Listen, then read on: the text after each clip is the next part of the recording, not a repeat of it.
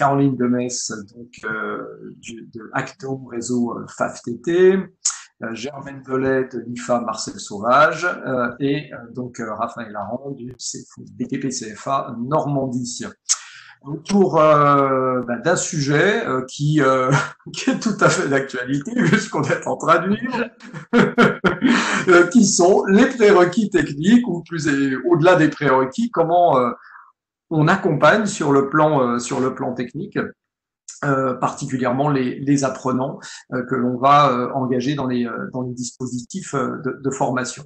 Alors donc ce qu'on a voulu vous proposer avec nos trois témoins, ce sont des regards et surtout des démarches qui sont différentes, complémentaires, qui arrivent par des sens un petit peu différents, avec bien évidemment une démarche plus large, plus globale, concernant un grand panel, on va dire, d'entreprises et d'organismes de formation avec ce qu'a mis en place, ce qui est en train de mettre en place, puisque Caroline va nous le dire tout à l'heure, ça sera annoncé très officiellement, communiqué dès la semaine prochaine par le réseau FAFTT.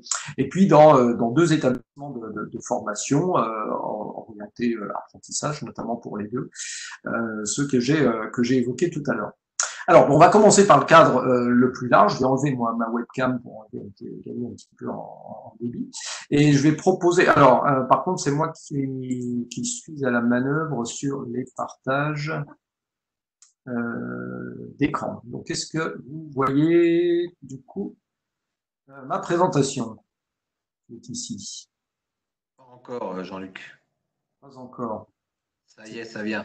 Ah, super. Bien, et donc je passe la parole à Caroline qui va nous expliquer quelle a été la démarche plus large au départ et puis qui a abouti à ce test de prépositionnement. Bonjour Caroline. D'abord, bonjour à tous et puis merci pour cette invitation pour participer à ce webinaire aujourd'hui. Donc je vais commencer par resituer un petit peu le rôle d'Acto. Donc, Acto, c'est l'opérateur de compétences des services à forte intensité de main-d'œuvre. Et donc, c'est un opérateur qui accompagne 27 branches professionnelles, ce qui représente quand même 180 000 entreprises et 3 millions de salariés. Donc, ça, c'était pour donner quelques éléments de contexte. Et moi, je travaille pour Acto Réseau FAFTT, donc pour la branche du travail temporaire. Pour mémoire, Acto, en fait, a été constitué à partir de différents réseaux, le FAFI, Intergro, Opcalia, le réseau Propreté et le FAFTT. Donc, ce dont je vais vous parler aujourd'hui, c'est d'un test de prépositionnement qu'on a développé, qui n'est pas encore en production, et qu'on a développé donc pour s'assurer des prérequis des apprenants en amont d'une formation ouverte et à distance. Alors, je vais vous situer aussi un petit peu le contexte concernant, je vais vous donner quelques éléments relatifs aux salariés intérimaires et à la branche et la réflexion qu'il y a eu autour de tout ça. Les salariés intérimaires, il faut avoir en mémoire que 80% des salariés intérimaires sont des ouvriers les ouvriers non qualifiés, 80% d'ouvriers, 35% d'ouvriers non qualifiés. Voilà, j'étais en train je me suis pris des notes, mais j'ai pas trop l'habitude de l'exercice. Donc, je répète, 80% d'ouvriers, 35% d'ouvriers non qualifiés. Donc, pour faire, ça pose un certain nombre de questions, en fait, ces éléments-là, parce qu'effectivement, on s'est posé la question de l'accès au numérique d'un public avec pas nécessairement qualifié, et la question de la pertinence de l'utilisation de la formation ouverte et à distance, et puis d'étudier jusqu'où cette modalité peut être adaptée et dans quelles conditions.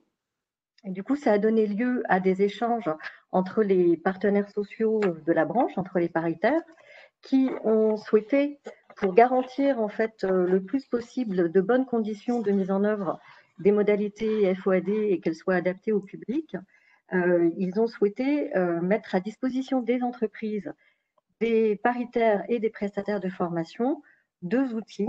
Donc, le test de prépositionnement dont je vais vous parler un petit peu plus, mais je vais le mentionner aussi parce que ça faisait partie de la même commande, un guide pratique de la FOAD dans le travail temporaire, que Jean-Luc connaît bien parce qu'il en est l'un des rédacteurs. Alors, le guide, l'objectif, c'était de donner des clés de compréhension de l'univers de la FOAD aux entreprises et aux paritaires, mais également aux prestataires de formation. Après, l'outil, lui, il a pour vocation, évidemment, le test, de s'assurer de la capacité des futurs apprenants à suivre une formation ouverte et à distance, de manière plus ou moins autonome. Donc, l'objectif étant évidemment de sécuriser les parcours des salariés de la branche et aussi apporter autant que faire se peut des garanties pour inscrire les apprenants dans un cercle vertueux. Alors, la cible. Vous me direz si vous, Caroline, vous me dites si vous voulez qu'on bascule. D'après, ouais. Ok. Merci.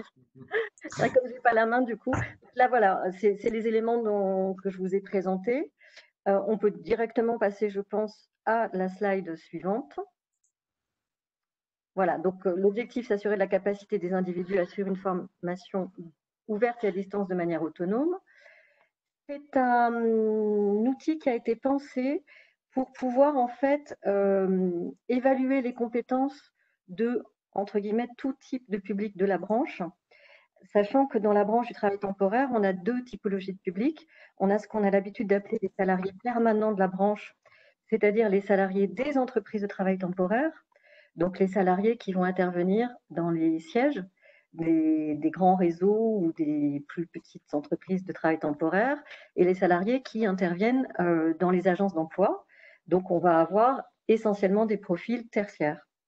Et puis il y a le public intérimaire, donc qui est effectivement principalement un public ouvrier. Et l'idée, c'était d'avoir un outil de prépositionnement qui puisse s'adapter à l'ensemble de ces publics. Donc ça, c'était une des premières contraintes dans la réflexion qu'on a menée dans l'élaboration de cet outil. Ensuite, l'autre contrainte, c'est que c'est un outil qui doit pouvoir s'assurer d'un certain nombre de compétences, quel que soit le type de formation qui va être suivi derrière. C'est-à-dire que c'est une formation évidemment ouverte et à distance, mais ça peut être une formation courte, ça peut être une formation longue, ça peut être une formation de type formation tertiaire, une formation qualifiante ou une formation qu'on va appeler aussi plus des formations techniques métiers. Parce que ce sont l'ensemble des formations qui peuvent être suivies par les salariés de la branche. Donc évidemment là, ça ouvre les choses de manière très très large. Alors, la démarche, du coup, qui a été menée pour constituer cet outil, alors déjà, on a travaillé avec un prestataire qui s'appelle Altissima, qui est un prestataire qui développe des formations dans le domaine du digital. Et on a, dans un premier temps, cherché à identifier un référentiel de compétences, c'est-à-dire chercher à identifier ce qu'on cherchait justement à vérifier en amont d'une formation en FOAD. Alors, pour nous aider dans cette réflexion, on s'est appuyé d'une part sur des référentiels existants. Donc, les référentiels existants, il y a évidemment le CLEA numérique, il y a aussi le référentiel de compétences transversales de l'AEFA Erasmus. On s'est aussi appuyé sur le décret cadre de référence des compétences numériques. Sachant qu'après, vous le voyez un petit peu sur la slide, et puis je vais en reparler aussi, on ne s'est pas attaché qu'à des compétences purement techniques numériques. Mais évidemment, on s'est notamment attaché à ces compétences. Et puis, en plus des référentiels, on a eu des échanges avec les prestataires de formation qui avaient mis en œuvre des formations digitales à destination de salariés de la branche. Donc là aussi bien des formations du type tertiaire que des formations plus techniques métiers. Alors par exemple, dans les techniques métiers, il y a les formations CACES qui ne sont pas à 100% à distance, mais qui sont blended, et par exemple des formations aussi en matière de sécurité. Et lors des échanges, en fait, on leur a demandé à ces prestataires quelles étaient selon eux les points à vérifier en amont d'une formation, effectivement, les compétences, les capacités dont il fallait s'assurer. Donc ça, c'était le premier travail. Et est ressorti en fait de ce travail la nécessité d'évaluer des compétences linguistiques, des compétences numériques et des compétences situationnelles. Et évidemment aussi un niveau d'équipement. Sur le test en lui-même, quelques éléments aussi dans son mode de fonctionnement. Donc c'est un test qu'on a souhaité assez court, entre guillemets, c'est-à-dire que la durée de passation, c'est environ 20 minutes. On ne voulait pas que la durée de passation dépasse 15-20 minutes. C'est un outil de positionnement qui se déroule en ligne et c'est un outil d'auto-positionnement. C'est-à-dire que c'est le futur apprenant qui va réaliser le test et recevoir son résultat. Alors, la durée de passation du test, évidemment, ça nous a amené aussi à déterminer quelles étaient les compétences les plus importantes à valider, puisqu'on ne pouvait pas partir sur des durées de passation de test trop longues. Donc, il a fallu essayer de trouver l'équilibre entre le type de compétences dont on souhaitait s'assurer et puis la durée maximale qu'on ne souhaitait pas dépasser. Donc, en termes si je reviens un petit peu plus sur le détail par rapport à l'ensemble de ces compétences et capacités, donc en termes de niveau d'équipement, on s'assure de savoir si la personne a un ordinateur ou un smartphone, mais également s'il a une connexion Internet. Et puis aussi, on a un ensemble de questions pour essayer de déterminer si la personne a l'habitude de se servir de manière régulière, effectivement, de son ordinateur ou de son smartphone pour une utilisation quotidienne, hein, pour rechercher une adresse, pour des démarches administratives, tout un tas d'éléments comme ça. Ça donne une indication sur son habileté, effectivement, à utiliser ce type d'outil. On y reviendra un petit peu à la fin.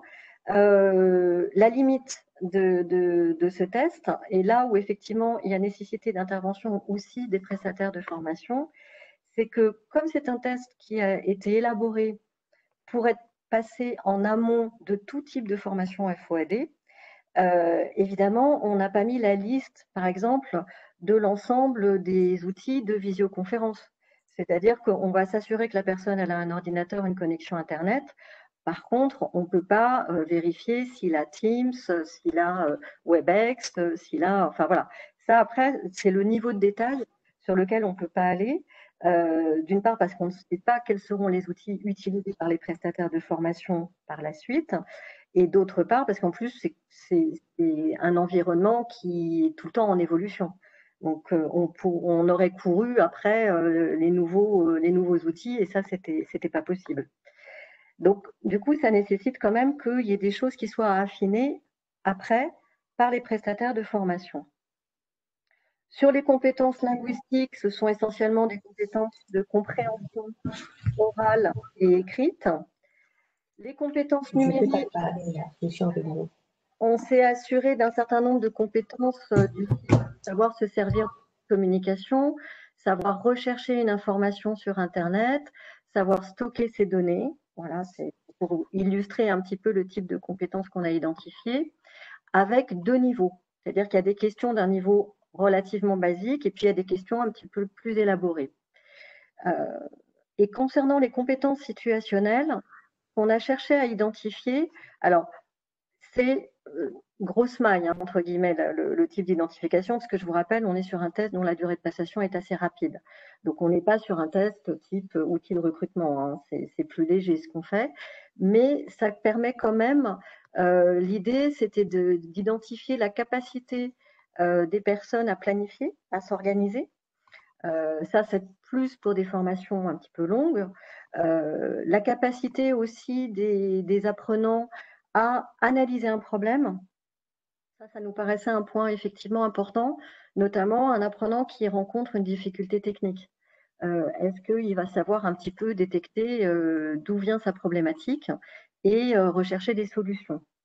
Et là, pour le coup, il y a une troisième capacité qu'on a, c'est vraiment suite à des retours d'expérience des prestataires de formation qu'on l'a intégré, c'est la capacité à demander assistance.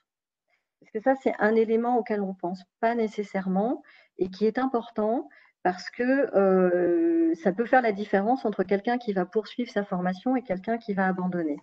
C'est-à-dire une personne qui rencontre une difficulté technique, s'il n'a pas le réflexe ou s'il ne sait pas comment demander assistance, ben, c'est un facteur d'abandon. Donc, valider cette capacité-là, ça nous a paru intéressant aussi.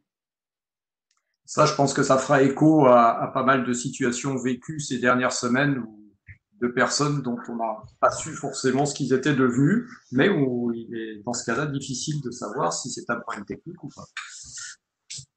Voilà. Donc là, effectivement, nous, on essaye d'identifier un petit peu ces éléments-là. Maintenant, ça n'est qu'un, ce que je vous dis, ça n'est qu'un test assez rapide, mais ça a fait partie des éléments pour lesquels on a effectivement élaboré des questions.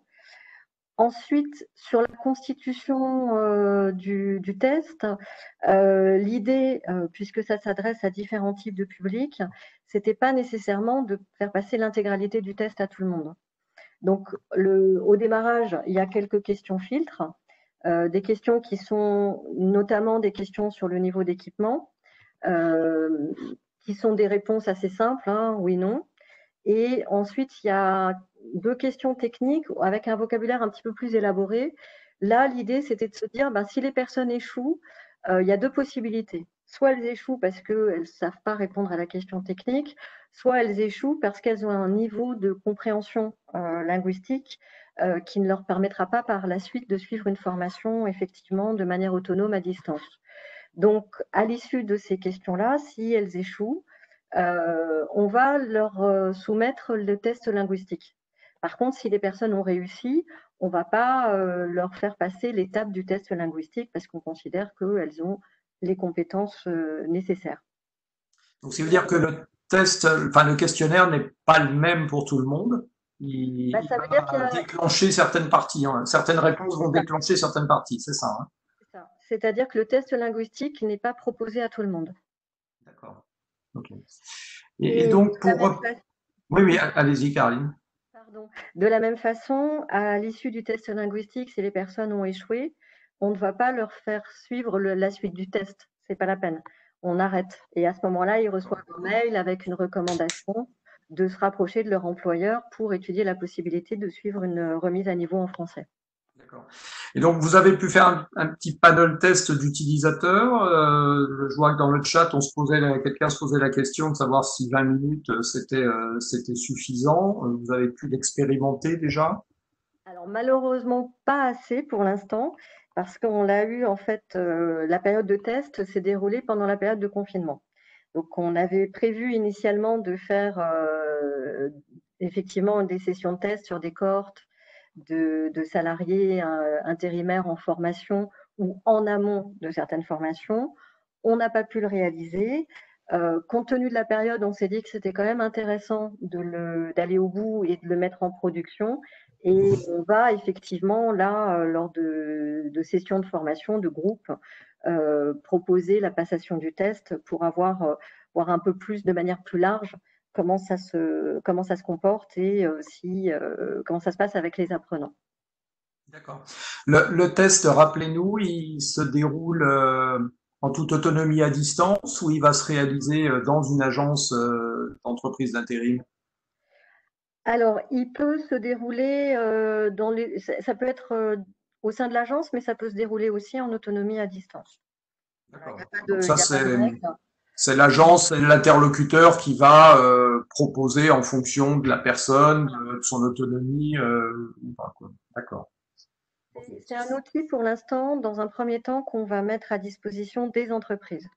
Ensuite, on verra au fur et à mesure de son utilisation jusqu'où on l'élargit. Mais pour l'instant, dans un premier temps, il est mis à disposition des entreprises de travail temporaire. Donc effectivement, c'était prévu la semaine prochaine. Ça sera la semaine prochaine ou la semaine d'après. Là, il y a un petit, voilà, il y a une petite étape supplémentaire peut-être qui sera à assurer avant. Mais en tout cas, ça va être mis en production très très rapidement maintenant. Et du coup, on va vraiment pouvoir avoir les retours d'expérience de manière un petit peu plus large. Mais c'est vrai que dans un premier temps, il est mis à disposition des entreprises de travail temporaire. Mais il y a une réflexion en cours sur le fait de l'élargir et de même que alors, les résultats sont transmis sous forme de mail à l'adresse mail qui est renseignée par le salarié au début du test. Ensuite, il peut diffuser ce mail soit auprès de son employeur, soit auprès d'un prestataire de formation, comme il le souhaite. Et le résultat, alors il n'y aura pas le résultat à l'intégralité des questions, mais ça donnera un profil en termes d'autonomie. C'est-à-dire qu'en fait, il y a 4 profils qu'on a déterminés, du moins autonome au plus autonome. Donc le profil 1, c'est la personne qui n'a pas les compétences linguistiques, donc qui aura la recommandation, et ce que je vous disais, de suivre plutôt une formation de remise à niveau, excusez-moi, en français. Le profil numéro 2, c'est une personne qui a les compétences linguistiques, qui a quelques compétences numériques, mais pas énormément, donc qui aura besoin vraiment d'être accompagnée. Voire même, la recommandation, ce serait que la personne suive une formation en synchrone et pourquoi pas dans les locaux du prestataire de formation. On s'est rendu compte que par rapport à un certain nombre de formations blended techniques métiers, plusieurs prestataires de formation nous ont indiqué qu'en fait, quand la formation devait se dérouler, par exemple, sur 2 demi-journées, une demi-journée en présentiel et une demi-journée en distanciel, quelquefois le distanciel, en fait, c'était l'utilisation du numérique, mais dans les locaux du prestataire, avec du coup la présence de quelqu'un, d'une assistance qui pouvait effectivement aider les apprenants à prendre en main les outils au début de la journée, par exemple. Donc ça, c'est le profil numéro 2. Le profil numéro 3, on est sur un profil un petit peu intermédiaire. C'est une personne qui a un certain nombre de compétences numériques, mais qui peut être un petit peu en difficulté dans certains cas. Donc, il y aura besoin quand même d'un accompagnement aussi assez important. Et on considère que le profil numéro 4, c'est la personne qui, normalement, est en capacité de suivre une formation de manière autonome. D'accord. Le type de résultat. Très bien. Très bien, donc merci pour cette présentation très complète déjà, hein, qui nous donne, enfin qui peut donner effectivement des idées quand même sur des utilisations futures. Donc on a bien compris dans un premier temps l'utilisation à discrétion des entreprises, les résultats étant fournis à l'apprenant lui-même, à la personne qui a passé le test, qui, elle, pourra remettre ses résultats soit à l'entreprise elle-même, soit à l'organisme de formation, en fonction, j'imagine, du coup, déjà des accords ou de l'engagement dans la formation qui aura été pris par la personne elle-même. Très bien. Eh bien, écoutez, on aura certainement plaisir à vous retrouver dans quelques mois, à revenir vers vous pour nous dire, et ça serait intéressant effectivement. J'imagine que ça fait partie de l'évaluation qui sera faite de ce projet-là au sein d'Acto-FAFTT pour savoir comment les entreprises s'en sont emparées, quels bénéfices elles en ont tirés, comment les organismes de formation également en ont tiré profit, et comme vous nous l'expliquiez, comment ils ont complété aussi pour aller plus loin, soit sur des aspects techniques, vous évoquiez la compatibilité de l'équipement avec la classe virtuelle, soit sur peut-être des prérequis en termes de compétences par rapport à la formation à laquelle la personne s'est inscrite. Donc là, on passe sur une étape d'après, mais on a déjà en fait une première, on va pas dire sélection, hein, mais une première approche qui permet déjà d'identifier qui peut plus facilement que d'autres aller vers de la formation toute ou partie à distance ou nécessitant un certain nombre de prérequis ou d'encadrement. Hein, ça peut être aussi une adaptation au niveau de l'accompagnement et du tutorat qui sera réalisé par l'organisme de formation qu'on peut envisager. Très bien, merci Caroline pour cette présentation. On va enchaîner. Alors on va passer du macro au micro avec Germaine, puisque Germaine va nous expliquer, et donc je vais aller chercher sa présentation. Elle va nous expliquer comment elle a mis en place à l'échelle effectivement même pas d'un organisme de formation, mais sur un public bien identifié que je vais lui laisser le soin de nous présenter. Voilà, je me dépêche d'afficher en même temps. Hop, voilà la présentation. Et Germaine, je te laisse la parole. Merci Jean-Luc pour cette invitation. Donc, bonjour à tous, je suis Germaine Dolé, je suis responsable de la filière information documentation à l'IFA Marcel Sauvage à Mont-Saint-Aignan et je m'occupe plus particulièrement de la licence professionnelle de documentaliste d'entreprise et métier de l'information et la documentation. C'est une licence qui est mise en œuvre en partenariat avec le CNAM de Paris. Et cette formation se déroule selon deux modalités, une modalité présentielle et une modalité à distance. Et donc, dans le cadre de cette modalité à distance, je vais donc vous présenter la méthode d'accompagnement que nous avons mis en place pour amener les apprenants de cette formation à maîtriser l'environnement technique voilà, qui sera mis en œuvre tout le long de la formation. La licence se déroule en 15 mois et le public accueilli dans le cadre de la formation à distance est un public essentiellement de salariés, voilà, pour près de 60%. On va également avoir des salariés qui souhaitent se reconvertir. On va également avoir quelques personnes qui sont déjà en entreprise et qui occupent des postes en information documentation et qui souhaitent se professionnaliser parce qu'elles n'ont pas du tout de diplôme dans le domaine. Et enfin, on va avoir quelques personnes également qui sont demandeurs d'emploi. Donc, nous avons en général une promotion d'une quinzaine voilà, d'apprenants parce que c'est une formation de niche. Et donc, comme vous le savez, dans le cadre de la formation à distance, la première condition de réussite d'une formation est son accessibilité technique et aussi sa facilité technique pour les apprenants. Donc, les apprenants doivent pouvoir accéder facilement au contenu, réaliser les activités qui leur sont proposées sans difficulté et surtout aussi pouvoir suivre la formation sans difficulté puisqu'il y a un certain nombre d'outils qui sont utilisés. Donc, d'où la nécessité de mettre en place un soutien technique. Et donc, dans le cadre de la licence, l'accompagnement se fait en 3 temps. Jean-Luc, on n'a pas du tout…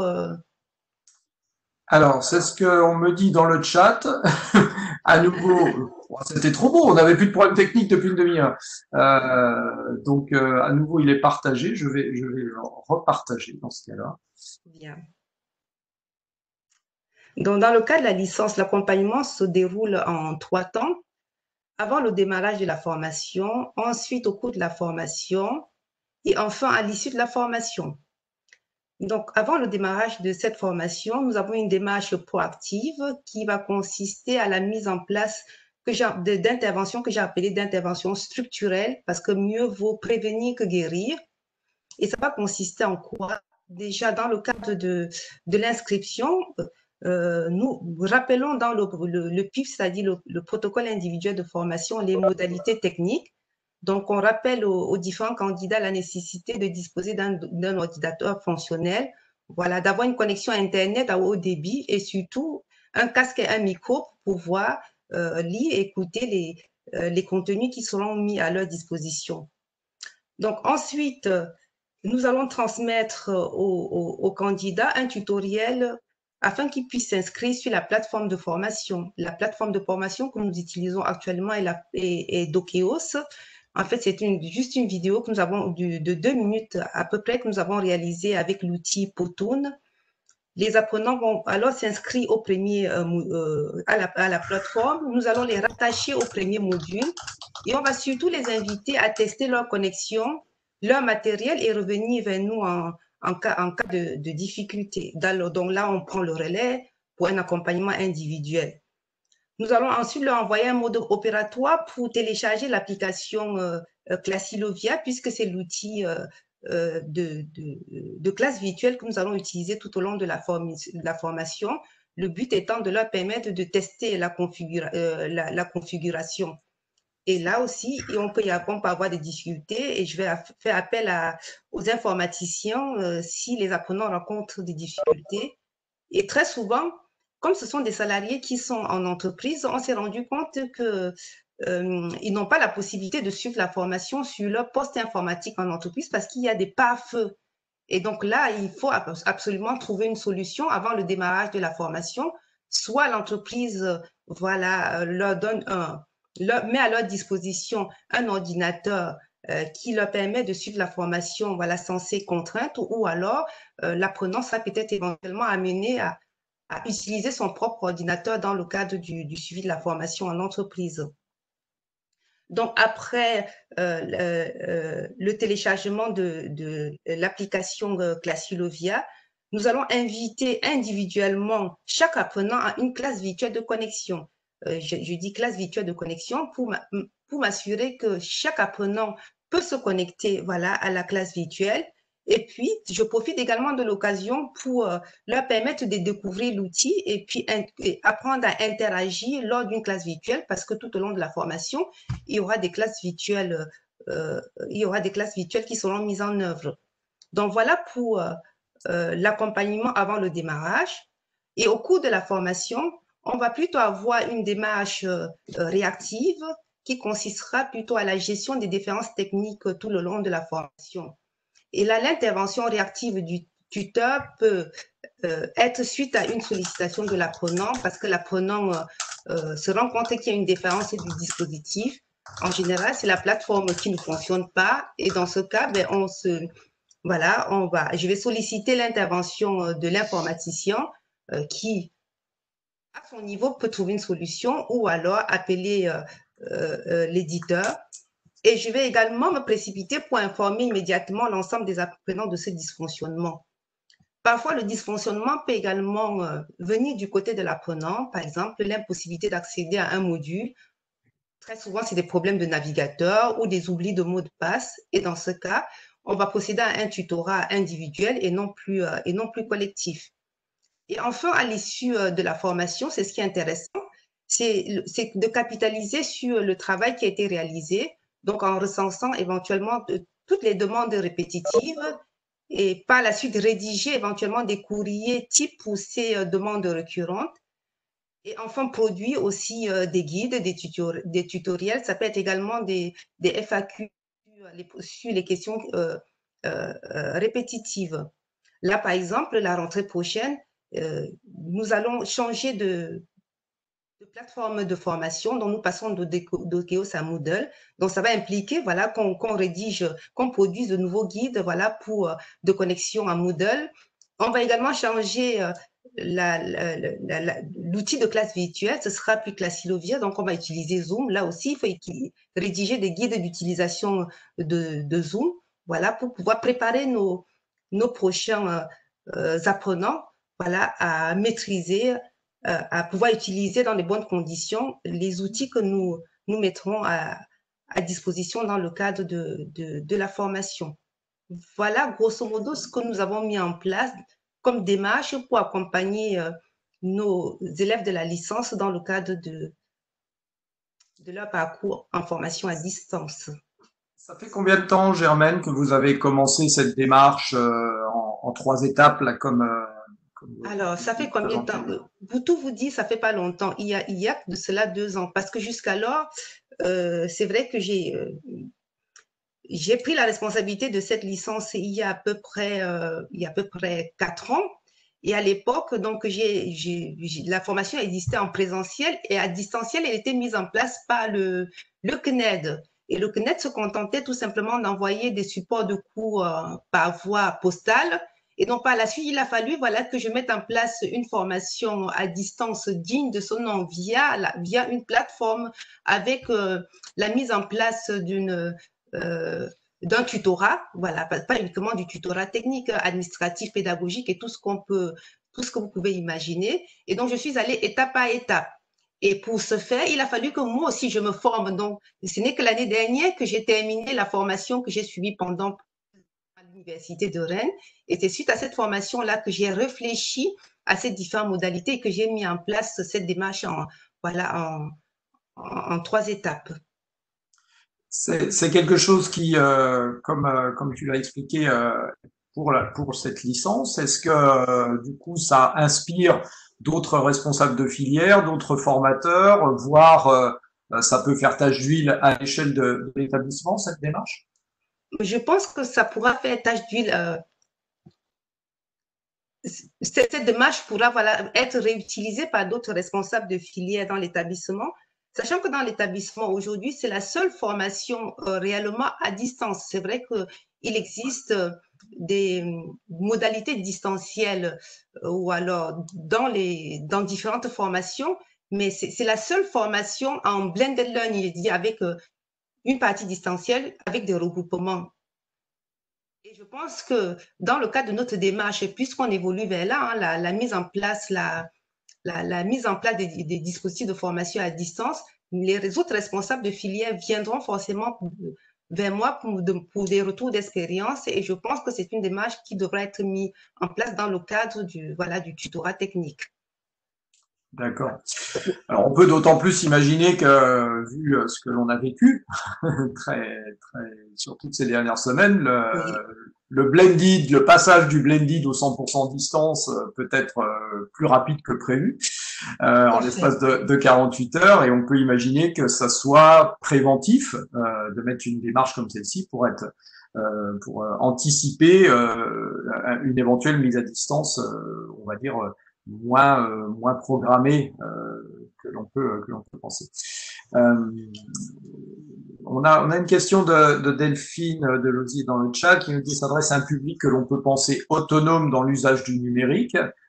Est-ce que c'est le cas? Est-ce qu'en fait ce sont des personnes qui sont autonomes en arrivant en formation? Non, pas forcément. Voilà, c'est une erreur. Ce sont pas forcément des personnes autonomes dans l'utilisation de l'outil technique. Il faut les accompagner. Et c'est la raison pour laquelle je parlais tout à l'heure d'une classe virtuelle de connexion individuelle, parce que ça me permet à ce moment, voilà, d'échanger avec les candidats sur ces questions techniques, voilà, et essayer de répondre à leurs problèmes. Donc, il faut absolument les accompagner, parce que on aurait l'impression que c'est parce que ce sont des salariés qui sont déjà en entreprise, voilà, qui ont un certain âge déjà et qui ont l'habitude d'utiliser un ordinateur, sont forcément à l'aise avec l'utilisation de l'outil informatique. Maintenant, ce n'est pas le cas. Donc, il faut vraiment un accompagnement, les rassurer pour que la formation puisse se dérouler par la suite dans de bonnes conditions. Voilà. Et puis surtout, leur dire qu'on est à leur disposition, parce qu'il y en a qui n'osent pas forcément faire appel à nous quand ils rencontrent des difficultés. Voilà. Et donc, la classe virtuelle de connexion, c'est l'occasion aussi de les mettre en confiance et puis leur expliquer que les outils qui sont mis à leur disposition ne sont pas si compliqués que ça. Voilà. Et qu'on sera toujours présent pour les accompagner, parce que c'est important, le tutorat. D'accord. Merci Germaine. Alors du coup, on est passé du macro au micro sur une formation. On va revenir avec Raphaël Aran à l'échelle intermédiaire. Du coup, puisque Raphaël, que je vais laisser se présenter, va nous expliquer quelle démarche à l'échelle du BTP CFA de Normandie, donc des 7 établissements du BTP, ils ont eux imaginé cet accompagnement avant et pendant également. Merci Jean-Luc. Donc, moi, je suis Raphaël Aran et je m'occupe des projets numériques au sein de bâtiment CFA Normandie. Et effectivement, on a une échelle un petit peu plus large que Germaine, mais qui sensiblement, la démarche se rapproche. Sauf que l'on est. Alors, je vais vous parler de ce qu'on a mis avant et puis un retour d'expérience de pendant cette période de confinement, hein, qui nous a permis d'avancer encore plus vite par rapport au plan de marche que l'on s'était fixé. On travaille de façon un peu plus large, effectivement, puisque l'ensemble des formations du CAP au titre d'ingénieur sont touchées et on souhaite toucher l'ensemble des formations du CAP au titre d'ingénieur par la démarche que l'on a mis en place et le process. On est aussi en 3 temps, avec un temps amont où on va lors de la semaine d'intégration tous les ans pour l'ensemble des apprenants, on va livrer un kit, si je puis dire, au travers de cette semaine d'intégration, où on va fournir un accompagnement à ce moment-là et un accompagnement numérique. Et surtout, on va fournir un pack office complet à l'ensemble des apprenants On va les aider à l'installer sur soit du téléphone portable, soit de la tablette, soit de l'ordinateur. Et ils vont disposer d'une adresse mail avec laquelle on va pouvoir communiquer avec eux, une adresse mail CFA BTP Normandie. Et cette semaine d'intégration avec l'ensemble des outils numériques, elle est gérée au niveau des CRAF, hein, dans chacun des 7 CFA. Et ça nous permet de délivrer l'intégralité du contenu en termes de création d'espaces de travail, en termes de création de comptes et ainsi de suite pour tous les apprenants. Ensuite, tout au long de l'année, on est comme Germaine, on travaille avec de la classe virtuelle. Donc nous, on utilise un outil qui est Teams, hein, de chez Microsoft, et on a un LMS, hein, qui est déployé, qui est 360 Learning, hein, qui au sein du réseau 3CA s'appelle Aptis, hein, mais qui est déployé pour l'ensemble des formations. En temps classique, les apprenants ont un formateur référent et l'accès autant que loisir aux responsables de CRAF pour toutes les problématiques techniques. Maintenant, on a connu cette période de confinement qui nous a fait évoluer les pratiques au sein de bâtiments CFA Normandie, et qui nous a fait mettre en place une cascade de responsables permettant d'avoir toujours un suivi et un accès au numérique. À savoir que chaque responsable de CRAF est resté disponible durant toute la période de confinement pour que les apprenants, quel que soit le niveau, parce que Germaine, comme tu le disais tout à l'heure, malheureusement, ils ne maîtrisent pas toujours et il y a de la perte d'informations en ligne, pour que chaque apprenant puisse avoir la partie suivi technique. Récupération d'un compte, problématique de connexion et ainsi de suite. Et en parallèle, pour le suivi pédagogique de tous les contenus qui ont été poussés avant et pendant cette période de confinement, on a donc travaillé avec des responsables de filière, puis des responsables métiers et des formateurs référents. Ce qui fait que lorsqu'un jeune avait un besoin, il a toujours pu trouver réponse à son besoin en fonction du niveau de question qu'il avait. Et ça, c'est quelque chose qui était dans les tuyaux pour être mis en place, et c'est quelque chose qui s'est accéléré avec la période de confinement et qui va rester maintenant, hein. On a en plus, comme tu le disais, hein, Jean-Luc, on a en plus profité de cette période de confinement pour pousser encore et encore le distanciel avec cette réserve, hein, où on est dans les métiers du bâtiment et il y a quand même les gestes techniques. Donc, on a l'obligation d'avoir les apprenants pour partie au CFA afin de valider des compétences techniques qui ne seront jamais validables en distanciel, hein.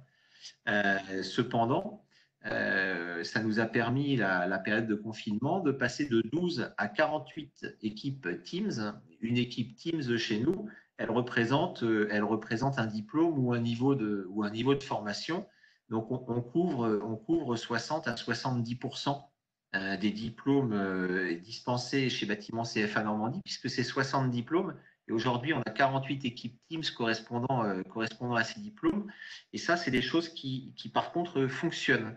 Ça fonctionne, et ça fonctionne plutôt bien, parce que les formateurs se sont emparés de ces nouvelles méthodologies de formation à distance.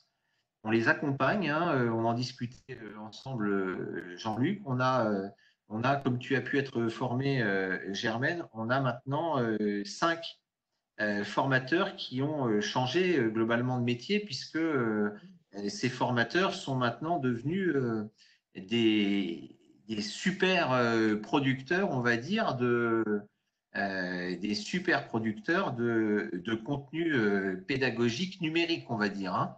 Et donc, les formateurs métiers peuvent leur donner du contenu et ces super formateurs vont digitaliser ce contenu et le rendre accessible à l'ensemble des apprenants.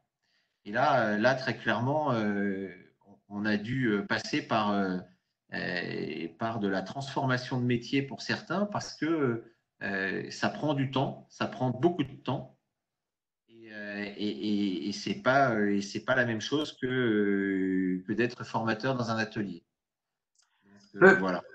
Peut-être une petite précision, Raphaël, à Tout à donner. fait. Je réagis aussi à, enfin, je reprends sur une question du chat sur la, la multiplicité en fait des contacts que peut avoir l'apprenant.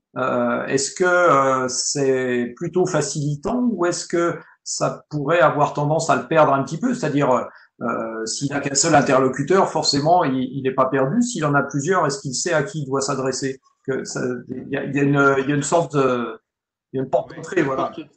la porte d'entrée, elle est toujours la même et elle est unique pour l'apprenant. C'est toujours son formateur référent. Donc là, pour lui, ça change, ça n'a rien changé. Simplement avec la capacité de pouvoir se connecter en visio lorsque la question était un peu plus pointue que la simple réponse pouvant être apportée par un formateur référent. Eh bien, ce formateur référent pouvait, de l'apprenant, peut, parce que ça continue encore actuellement, peut tout simplement faire appel à un référent métier régional ou au responsable de filière en complément. Mais pour l'apprenant, pour éviter que les jeunes soient perdus, bien évidemment, on ne change pas la porte d'entrée, c'est toujours la même. C'est son formateur référent de son diplôme pour lequel il est inscrit chez Bâtiment CFA Normandie. On retrouve un système d'assistance à deux niveaux qu'on peut connaître chez les opérateurs techniques, par exemple. Hein. C'est exactement ça. Ça revient à un système d'assistance à plusieurs niveaux, avec toujours la même porte d'entrée hein, quand on appelle. On appelle un seul et même numéro de téléphone et on tombe sur toujours la même personne. Éviter de perdre. Je rebondis aussi, je vois une question de Anne-Lise Lechat sur l'utilisation de Teams. On est en train de travailler ce que je disais à Jean-Luc en préparant. On a lancé il y a maintenant une dizaine de jours une enquête justement dessus. On avait comment Teams qui était installé pour l'ensemble des apprenants. Donc on a gardé cet outil parce que c'était simple et tout le monde avait un compte. On est en train de regarder hein, si on doit élargir à d'autres types d'outils. La capacité aujourd'hui que ça nous a offert, c'est que on a des comptes Office 365 déployés partout pour tous les jeunes et c'est l'unicité du produit en fait. Hein. Donc on verra si on doit travailler avec un autre produit plus tard. Et on va avoir d'ici le 15 juin un retour sur les questions que tu as posées, Annelise, hein, ergonomie, simplicité, intuitivité. Voilà. D'accord. Quand on avait échangé pour préparer ce webinaire, tu me disais qu'effectivement, vous avez prêté un certain nombre de tablettes à des apprentis, parce que se pose la question, bien sûr, de l'équipement des apprentis, à ce que peut faire et comment peut être équipé le CFA, mais il y a la question de l'équipement des apprentis de l'expérience vécue, vous en avez aussi déduit des modalités d'accompagnement qui se mettront en place, j'imagine, à la rentrée, à travers, on a parlé, je crois, de la semaine d'intégration, il y a des choses comme ça qui du coup, enfin, tout ce vécu là va vous servir aussi pour l'avenir. Exactement. Donc on avait la chance d'avoir dans chacun des CFA à minima une classe mobile avec des tablettes qu'on a pu fournir. La seule chose, Jean-Luc et tout le monde, dans l'enquête qu'on a pu lancer il y a déjà une dizaine de jours, on balaye un certain nombre de sujets. Et on balaye aussi la problématique de la zone blanche parce que malheureusement, eh bien, on a beau prêter du matériel et donner l'accès à la ressource numérique. Si l'apprenant se trouve dans une zone qui n'est pas couverte, et c'est là où on est en train d'évaluer les modalités de l'accompagnement technique et aussi de l'accompagnement numérique pour voir comment on peut continuer avec certains à pousser du contenu et que l'apprenant puisse réceptionner ce contenu et travailler avec. Hein, parce qu'il y a cette problématique, il y a cette problématique à gérer. Et puis, c'est nous, à l'inscription au CFA, on s'est servi de toutes ces questions de cette enquête. Et maintenant, si vous appelez dans un CFA du bâtiment, on va vous poser un certain nombre de questions sur l'équipement. Hein, sur le type d'équipement que vous avez, sur le type de forfait, enfin voilà, tout un tas de questions bien en amont même de votre première venue au CFA.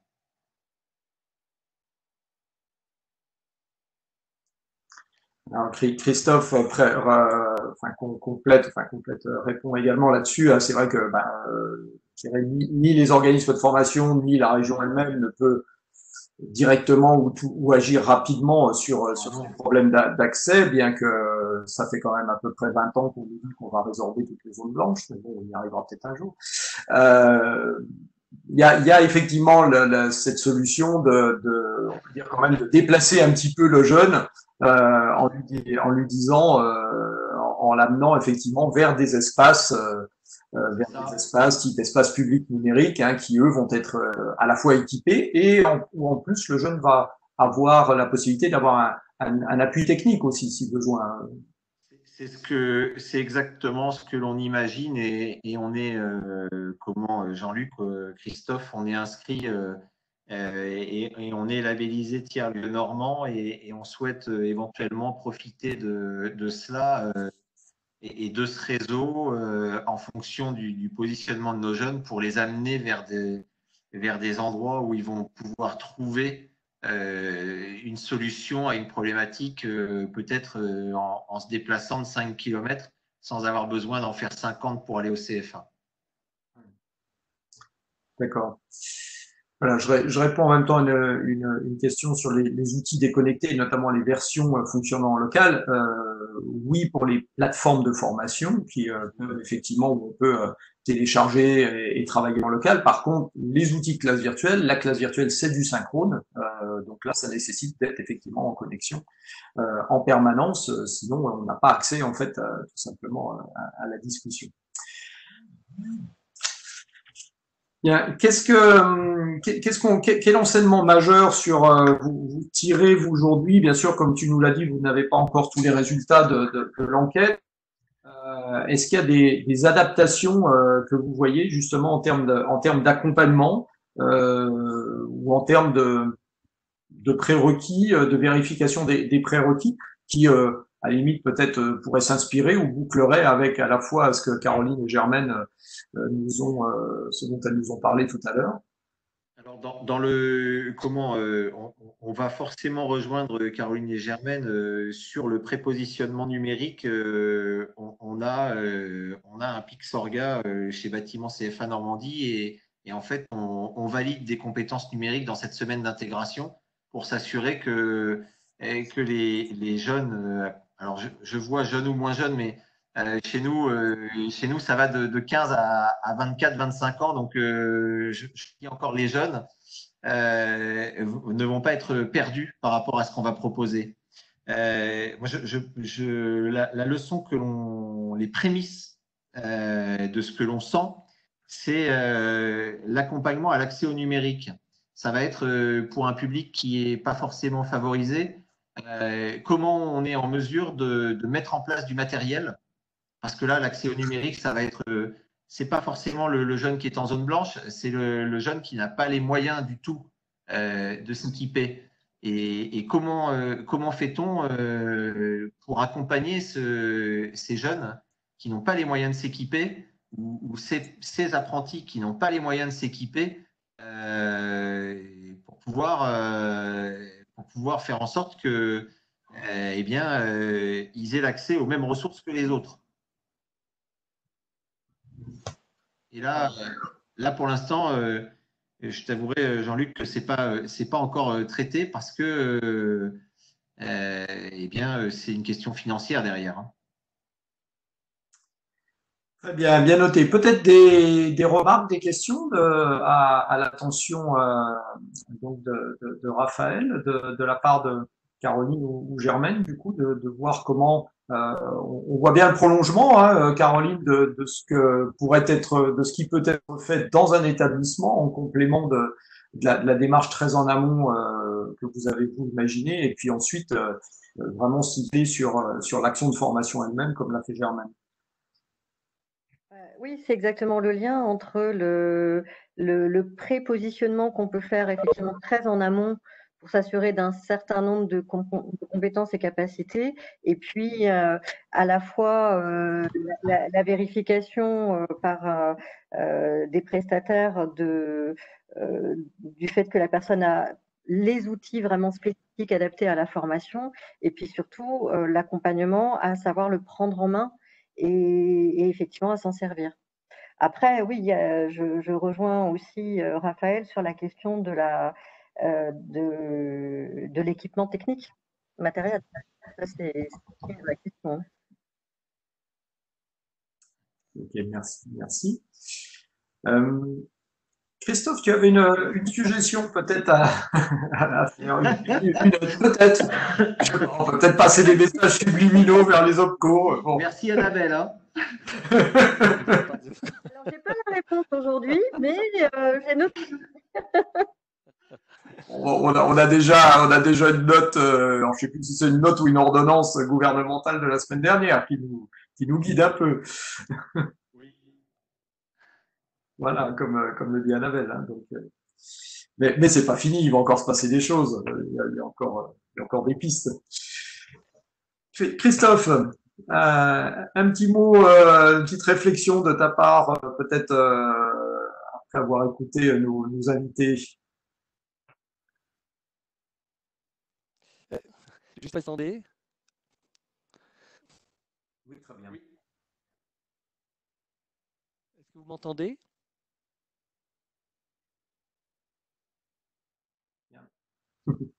En me disant, tiens, pour rentrer un petit peu plus dans le détail et pour permettre peut-être, c'est bon? Et pour permettre en fait aux uns et aux autres de se dire, tiens, et moi, dans mon organisme de formation, quelle méthodologie ou quelle grille je pourrais utiliser? Si vous êtes prêts, si vous avez la possibilité, Madame de Metz, Germaine ou Raphaël, de partager cette méthodologie, cette grille.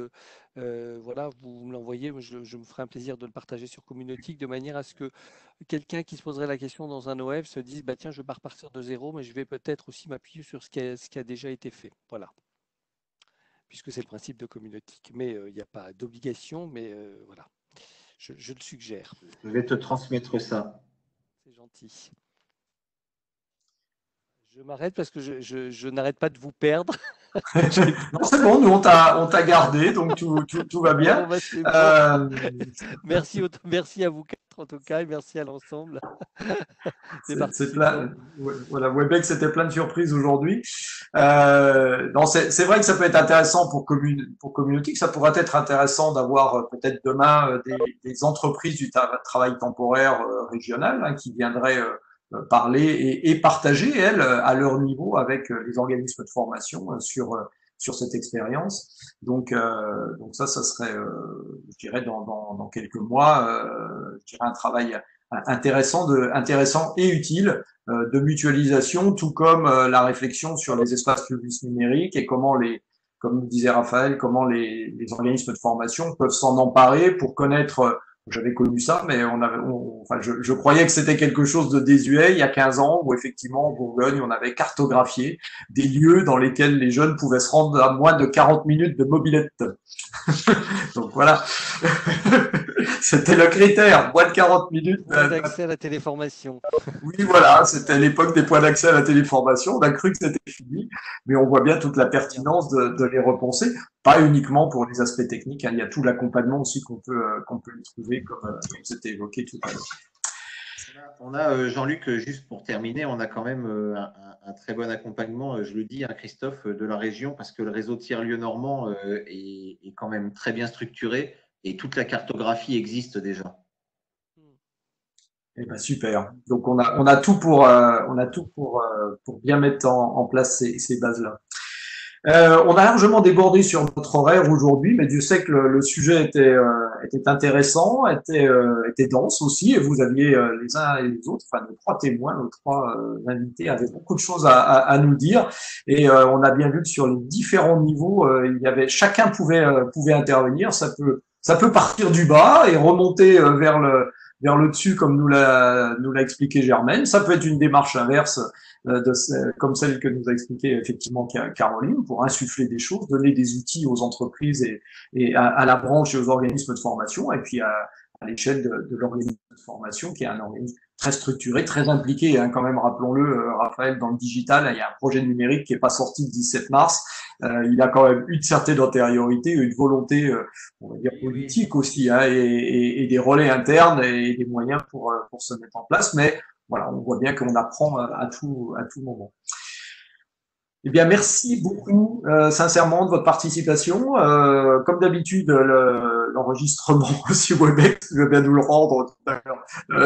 Il sera sur l'espace On continue à former, donc il y a l'espace documentaire de la région pendant cette période et qui se retrouvera sur un autre à un moment donné, ainsi que les quelques slides de présentation qui permettent de resituer aussi les interventions des uns et des autres. Merci Germaine, merci Caroline, merci Raphaël, merci à toutes et à tous. Et puis, on vous souhaite un excellent après-midi. On rappelle que la semaine prochaine, alors ça sera pas le mercredi c'est le jour du webinaire habituellement, et bien là ça sera lundi, exceptionnellement pour des raisons d'emploi du temps de nos intervenants, et on parlera de marketing digital, de démarche commerciale en ligne, voilà, de toute la digitalisation de la relation commerciale et du marketing appliquée bien évidemment aux organismes de formation, avec à nouveau des témoignages de différents organismes. Merci, bon après-midi et à très bientôt. Merci beaucoup. À bientôt. Merci. Au revoir. Au revoir.